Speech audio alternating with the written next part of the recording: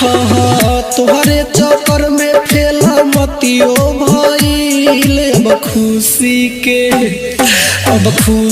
के परब में हरज करता, टूटल का दिलवा होलिया में दर्द करता।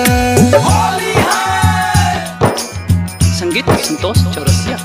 टूटल का दिलवा होलिया में दर्द करता। टूटल का दिलवा होलिया में दर्द करता। जिंदगी जियल हमर कई देलू तंग हो, खेलत बाड़ू अब दोसरे से रंग हो। हे जान काहे ऐसे कैलू?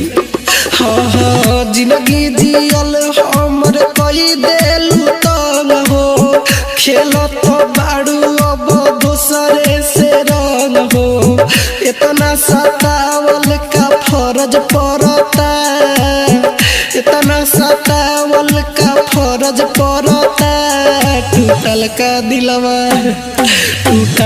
दिलवा होलिया में दर्द करता। टूटल का दिलवा होलिया में दर्द करता।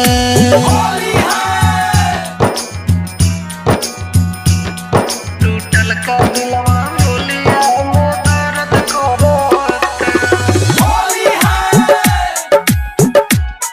टूटल का दिलवा होलिया में दर्द करता।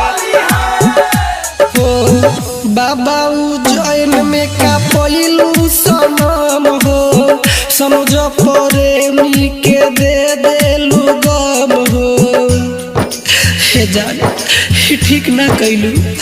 हाँ हाँ अशोक होरिल में का पहिलू सनम हो, समझ प्रेमी के दे देलू गम हो। प्यार करे से राजा डीजे डरता, अब प्यार करे से चंदन पप्पू डरता। टूटल का दिलवा होलिया में दर्द करता।